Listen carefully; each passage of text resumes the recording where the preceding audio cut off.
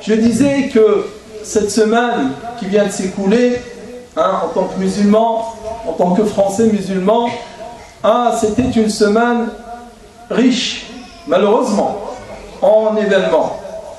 À 3 reprises, on reconvoque encore une fois le voile de la musulmane pour en parler. Une ministre qui compare le voile à l'esclavagisme en utilisant des termes vulgaires. C'est plus que familier quand on dit les nègres, quand on dit que les femmes qui portent le voile, c'est comme les nègres qui, à l'époque, acceptaient l'esclavagisme. Une ministre d'un État dans lequel vivent plus de 6 millions de musulmans. Allahu Akbar. Vraiment, il y a de quoi vraiment avoir honte de ce poids insignifiant des musulmans pour qu'une ministre ose comparer le voile, l'habit, le vêtement pudique que porte la musulmane et qu'Allah lui a dicté dans le Coran, le comparer à l'esclavagisme. Un autre grand couturier, il va le comparer à de la prison. Il va dire c'est une prison. Pareil, ça passe. Un autre dessinateur, il a au moins 30 années derrière lui ou 40 années de dessin, de presse. Il va dire quand est-ce qu'il y aura une fashion tendance des gilets d'explosifs pour les femmes. Il y a de la mode pour le fashion pour les femmes musulmanes, donc il compare la femme qui porte le voile à celle qui pourrait porter aussi une ceinture d'explosifs.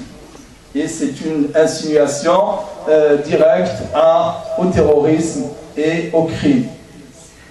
Et tout ça pourquoi? Vous pensez pourquoi? On ne va pas faire la victime. Si on est victime de nous-mêmes. Si on est victime, et on est victime de nous-mêmes. Pas de cette ministre, parce que si elle savait que l'écho de son propos va lui revenir, elle ne l'aurait jamais dit. Les hommes politiques, ils réfléchissent à ce qu'ils disent. Vous pensez qu'il l'a dit spontanément, mais non, c'est réfléchi. Et tout le monde, quand il fait quelque chose public, il aura bien entendu réfléchi à ce qu'il a dit. Mais en fait, le problème, il est en nous. Quand est-ce?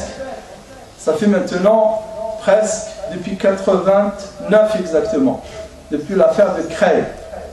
Les deux filles à Cherbourg qui doivent être maintenant des mamans, peut-être elles sont même des grands-mères, les deux filles. Depuis cette affaire-là, et on est en 2016, ça fait donc presque 27 ans. On revient toujours, on revient toujours, on revient toujours. Pourquoi? Pourquoi on revient toujours? Tout simplement parce qu'en face, nous les musulmans, tous comme on est, à commencer par les fédérations, à commencer par les associations, à commencer par les prêcheurs, les prédicateurs, nous n'avons pour ainsi dire rien fait.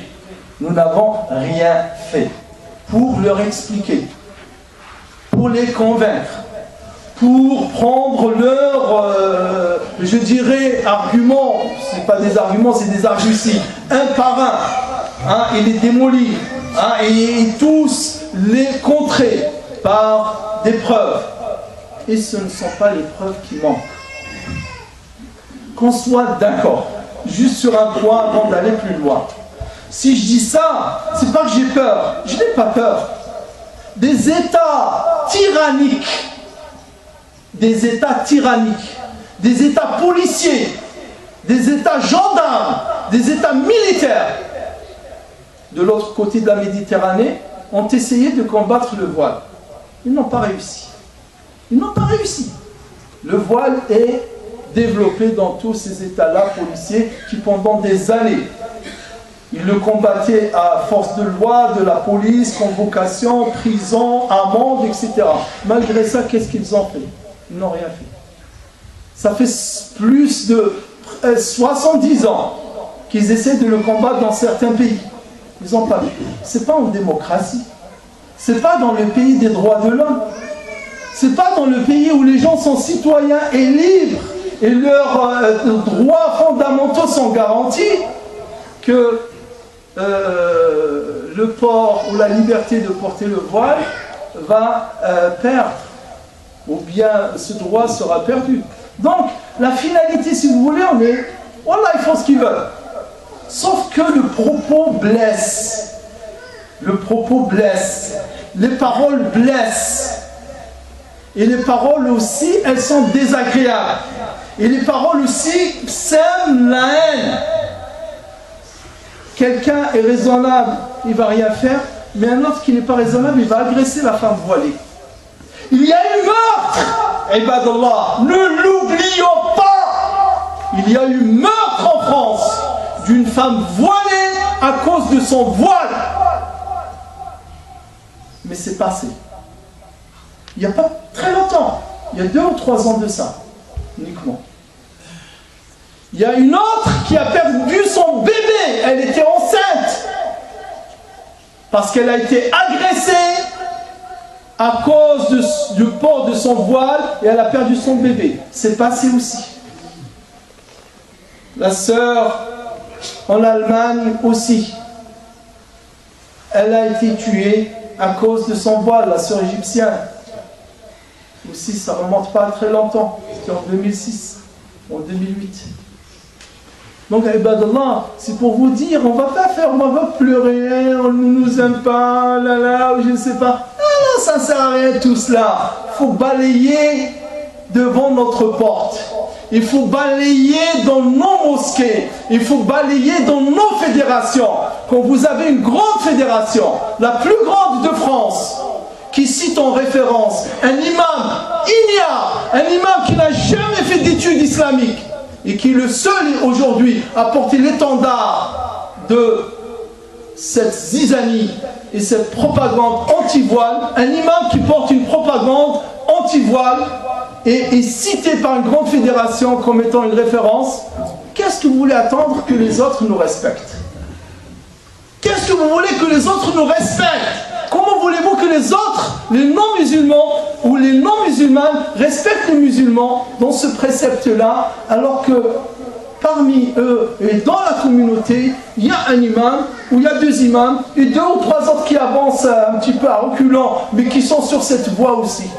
Alors que l'islam, depuis toujours, même les mu'tazilites qui sont considérés comme des rationalistes, et leur tafsir, grâce à Jumaré, Daniel Jumaré, le tafsir del-Juba'i fait 700 pages, je le cite, page 635 et 681 de son livre, il dit à propos du verset وَلْيَضْرِبْنَ بِخُمُرِهِنَّ عَلَى جُيُوبِهِنَّ, et qu'ils mettent, donc il dit au prophète, dit à tes épouses, à tes filles, aux femmes des croyants, de ramener sur elles leur grand voile, et elles en seront plus vite reconnues.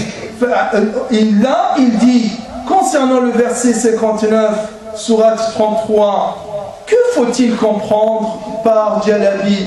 Il dit les habits, la tunique, le qamis, le voile de tête, khimar, et tout ce dont la femme se couvre. Ça, c'est les rationalistes, et qui sont considérés comme des égarés par certains. Ils disent que le voile fait partie de l'islam. Ça, c'est le Juba'i, le Mu'tazila. Et que dire de quelqu'un qui se dit, moi je suis de Ahl-Sunnah wal Jama'a. Donc il n'y a aucun avis dans le sein de la communauté qui dit que ce n'est pas une prescription divine. Mais encore faut-il que les musulmans fassent l'effort. Je terminerai par cela, parce qu'il faut des arguments, ibadallah.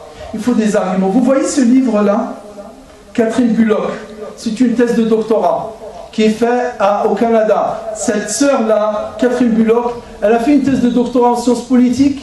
Elle n'était pas musulmane et pendant sa thèse de doctorat, elle s'est convertie à l'islam. Et il se trouve que son sujet dans lequel elle avait commencé, il portait sur le voile.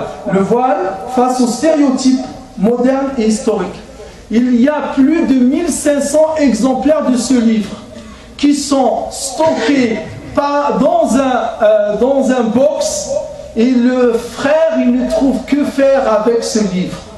Au lieu que ce livre soit envoyé à tous les maires, à tous les députés, à tous les journalistes, pour qu'ils soient convaincus, au moins qu'ils écoutent les arguments des musulmans. J'ai contacté des fédérations, j'ai contacté les femmes même, Fédération nationale du musulman des femmes de France. Rien. Association 15 mars, défense des femmes musulmanes. Il faut bouger les frères, il faut bouger les sœurs. Vous avez les arguments, vous avez 2-3 livres magnifiques. On n'a pas écrit beaucoup les musulmans et les musulmanes. Il y a 4 ou 5 livres uniquement, face à une quarantaine de livres qui sont écrits en face. Mais les 3, il y a 2 ou 3, notamment ce livre-là, et l'autre livre, Les femmes parlent, c'est des livres magnifiques parce que ce sont des témoignages. Il faudra commencer à agir et à les distribuer pour faire notre devoir de dialogue, notre devoir de correction, et notre devoir de conviction et de transmission et de témoignage. Voilà ce qu'il faut faire. Il ne faut pas pleurer, ça ne sert à rien de pleurer, ça ne change rien. Il ne faut pas se considérer comme une victime, ça ne sert à rien, ça n'avancera rien. Ibadallah, أوصيكم ونفسي بتقوى الله وأحثكم على طاعته وأنهاكم عن معصيته. اللهم اغفر لنا ولوالدينا، اللهم اغفر لنا ولوالدينا، اللهم اجعلنا من الذين يستمعون القول فيتبعون أحسنه، أولئك الذين هداهم الله وأولئك هم أولو الألباب. الأخ نور الدين مريض، نسأل الله تعالى له الشفاء والعافية. اللهم رب الناس أذهب البأس، اشف أنت الشافي، لا شفاء إلا شفاء، شفاء لا يغادر سقما. اللهم رب الناس أذهب البأس، اشف أنت الشافي، لا شفاء إلا شفاء، شفاء لا يغادر سقما. اللهم ألف على الخير قلوب المسلمين، اللهم اجمع شملهم ووحد كلمتهم وأصلح ذات بينهم. اللهم ردنا إلى دينك ردا جميلا، اللهم ردنا إلى دينك ردا جميلا. اللهم انصر الإسلام والمسلمين، اللهم احفظ أبناء وبنات المسلمين، إنك ولي ذلك والقادر عليه، ولا حول ولا قوة إلا بالله العلي العظيم.